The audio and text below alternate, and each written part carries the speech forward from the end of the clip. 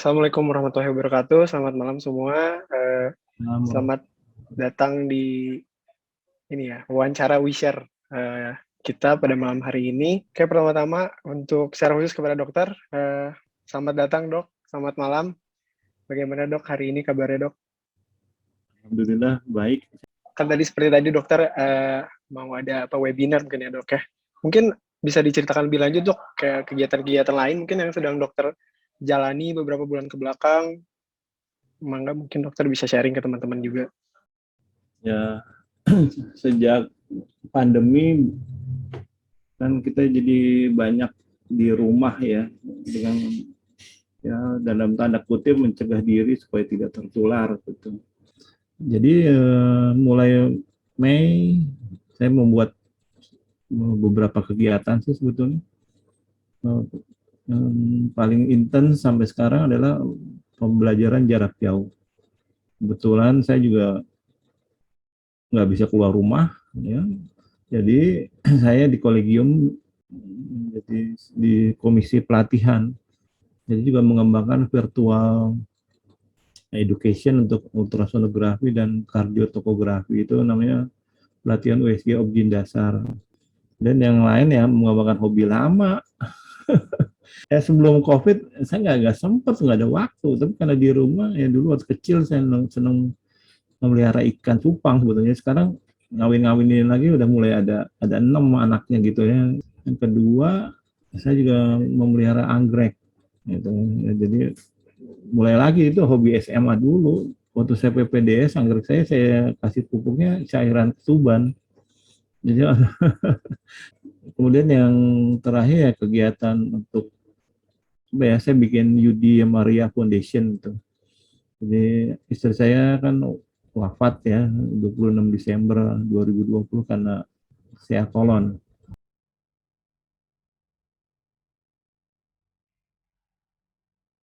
Nah, dari Unpad yang menarik untuk saya adalah AMP, ya, Atlas Medical Pioneer.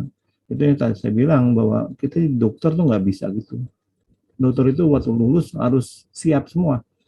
Saya jadi anggota Senat waktu itu.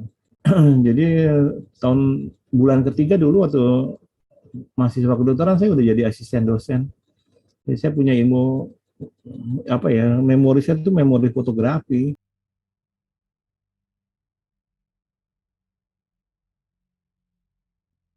Wah, luar biasa dok. Oke, tadi udah sempat dokter singgung juga nih PPDS. Mungkin bisa diceritain juga nih dok, bagaimana dokter perjalanan dari mungkin kalau dari S1 atau S2, mungkin kita cerita di PPDS aja gitu dok. Dokter waktu itu PPDS-nya apakah di Unpad atau bagaimana, mungkin bisa diceritakan mungkin ke teman-teman kalian. Masuk spesialisasi Januari 88, jadi akhir 87 saya testing. Ya, waktu pengumuman saya ranking 1 karena nggak ada yang 100. Terus kemudian ada hal yang menarik waktu semester 5 apa 6 kita semua ditawarin siapa yang mau jadi staf pengajar di UI. Saya nggak ngisi formulir. Kenapa Yud? Kenapa kamu kan berbakat? Enggak, saya mau jadi dokter objin kaya, kayak papi. Bulan ketiga saya PPD saya mau keluar itu, karena saya dibully oleh kakak kelas yang anak UI. Saya bilang jangan begini deh, kalau mau berantem sekalian aja. Sebenarnya nggak bisa kalau model-model gini. Saya ajak berantem waktu itu. Terus akhirnya ya damai. Tapi saya bilang saya minta syarat, jangan dibully dong kami. Semester 7 saya sebetulnya sudah tinggal 1 semester lagi ya, 1,5 tahun, setahun kurang lah. Itu saya udah jadi kebayang jadi objin, tapi ada panggilan dari Zagreb untuk ikut postgraduate ultrasound. Terus saya minta kamu berangkat deh ke sana. Wah ini kan tahun depan ini saya lulus Pak.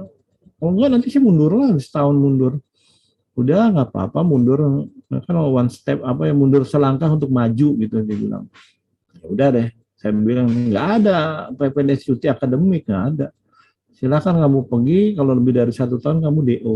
Waduh, DO saya bilang. Tapi ya udahlah, mami doain saya berangkat. Di sana betul saya mengalami pendidikan yang luar biasa, yang nggak ada di Indonesia. Saat PPDS, passion kita nomor 1. Ya, yang kedua adalah helpful ya, nolong siapapun. Bahwa kita nggak ditolong itu bukan urusan kita. Yang ketiga, kamu mesti punya ciri.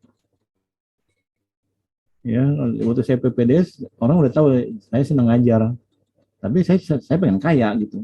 Jadi talenta ngajarnya tetap jalan, tapi mimpinya jadi objin kaya ya harus diwujudkan itu kan. Jadi memang harus begitu. Kalau kita miskin, kita bisa ngapain sih? Nolong diri sendiri nggak bisa, keluarga nggak bisa, apalagi orang lain. Gitu.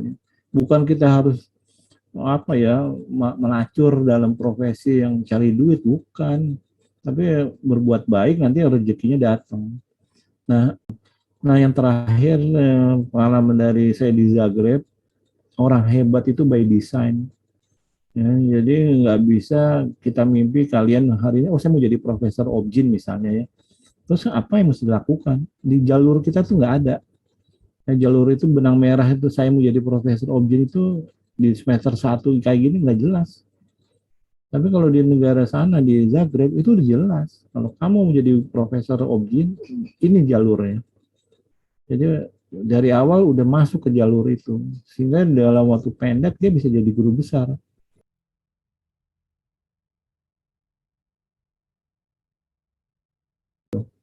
Jadi waktu jadi dokter umum, saya pengen jadi dokter anak.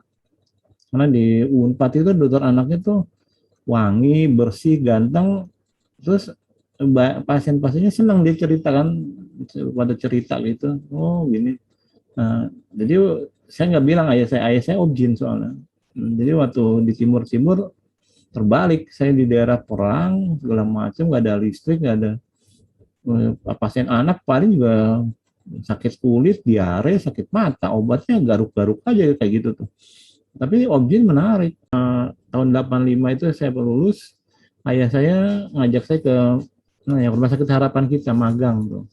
Dia pengen saya tertarik sama objin gitu. Di sana saya diajarin USG sama ayah saya. Kemudian ada Ian Donald School dari Zagreb, Kroasia, dulu Yugoslavia, sama WHO bikin pelatihan. Saya ikut USG dasar.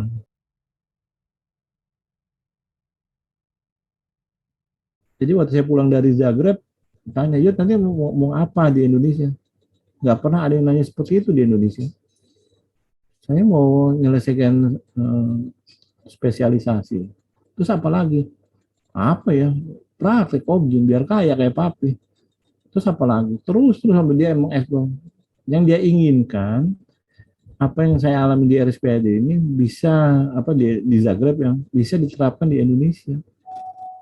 Oh gitu. Jadi saya mau bikin deh pelatihan USG di Indonesia sebenarnya. Saya mau bikin seperti di sini. Bagus.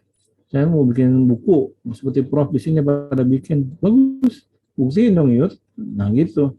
Jadi buku pertama saya 7 tahun gitu. Lama banget karena berdarah-darah. Terus pelatihan USG Indonesia 22 tahun.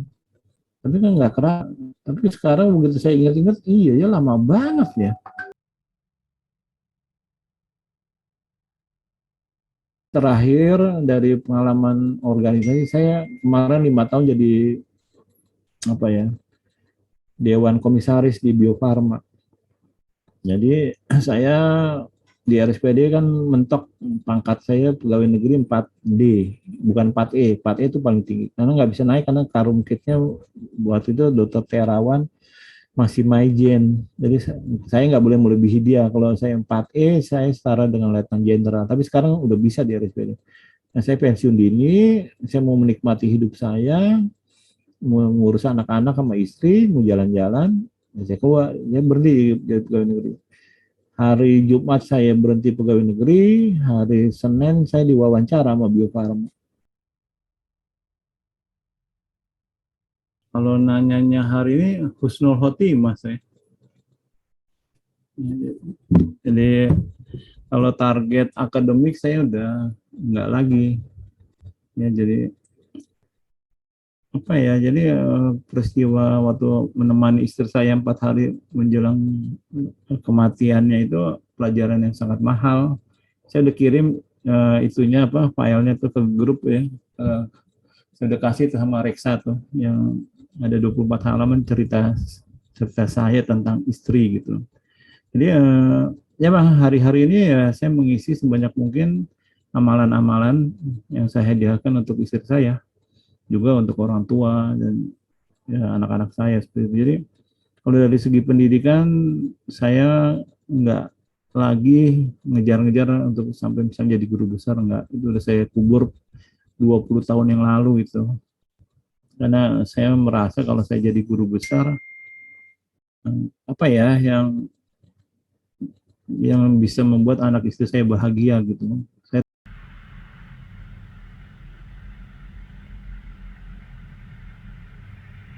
Ya, jadi kompak, saling sayang, saling bantu. Hanya itu yang bisa kalian bangun saat ini. Nanti bunganya atau hasilnya akan kalian tuai. Apakah pada waktu koas, atau jadi dokter umum, atau PPDS, atau nanti, nggak tahu saya. Tapi itu pasti akan terjadi kalau kalian hari ini baik. Ya, kalau kalian hari ini nggak baik, itu lebih cepat nanti. Musibahnya lebih cepat itu. Ya, jadi lupakanlah bahwa kalian orang hebat yang adalah tim yang hebat. Ya, kalau zaman saya hebat sendirian. Bisa.